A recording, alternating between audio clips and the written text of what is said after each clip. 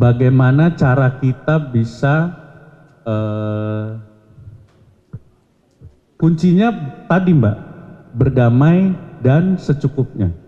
Dua kata tadi itu. Kayak misalnya gimana saya bisa tetap menghibur di kala misalnya banyak banget 3 bulan ini Mbak ya, ini saya kasih gambaran ya, setidak baik-baik itu untuk saya. Bener-bener sampai mentally lumayan lah gitu. Tapi dalam waktu bersamaan, saya tetap manggung dan puji Tuhan tetap pecah-pecah juga gitu. Kalau saya ada treatmentnya gini, begitu saya sudah di area saya manggung, sebisa mungkin dari pertama kali saya datang, misalnya kayak ke tempat ini lantai 24 nih, begitu saya proses jalan dari kosan ke sini, saya udah mulai ngikis pelan-pelan tuh problemnya.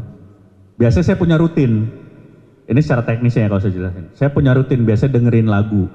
Lagunya lagu-lagu, kalau saya lagu-lagu yang lumayan keras-keras lah gitu, kayak lagu-lagu alternatifan, emo segala macam. Saya anak 90-an jadi kayak lagu-lagunya model-modelnya kayak The Used kayak gitu-gitu, My Chemical Romance gitu-gitulah. Itu rutin yang sering saya lakukan untuk tadi mempersiapkan diri saya menuju panggung. Nah mungkin dalam hal ini kalau Mbak Kiki tadi dalam hal ini nanti kan akan menghadapi pasien-pasien tuh, menurut saya penting untuk punya rutin itu supaya membiasakan diri kita, oke, sebelum ini lo akan ngadepin orang, jadi ketika lo ngadepin orang lo udah selesai dengan diri lo siap menjadi Kiki seorang psikolog. Nah temuin aja Mbak rutinnya, rutin yang menurut Mbak itu nyaman, lakuin itu terus sebelum lo melakukan tugas sebagai psikolog, itu penting sih menurut saya.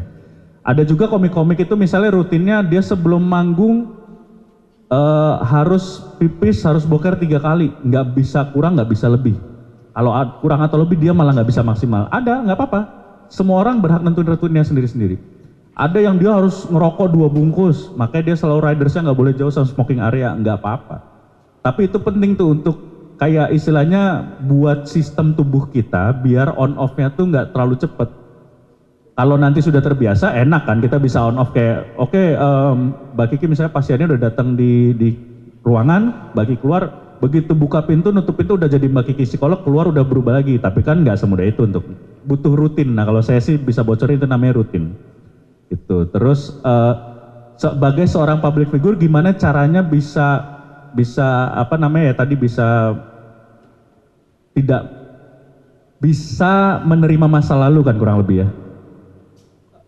Ya tadi saya tuh orang yang beruntungnya, orang yang menerima masalah, kayak tadi saya memilih pacar atau memilih pasangan aja, saya tuh memilih dia dengan masa lalunya, dengan masa sekarang dan masa depannya kan. Ya itu juga saya terapin ke diri saya, apapun yang terjadi di diri saya, masa lalu yang terjadi di diri saya, itu yang membentuk saya sekarang. Ini mungkin terdengar klise ya teman-teman, tapi bener deh. Masa lalu itu yang bikin kita tuh sekarang kok. Mau kita sesukses apapun sekarang, sehancur apapun sekarang, itu karena kita yang ditempa selama ini. Jadi, dan kita nggak punya kemampuan untuk ngubah masa lalu. Untuk apa dihindari? Terima, itu jadi perjalanan kita gitu.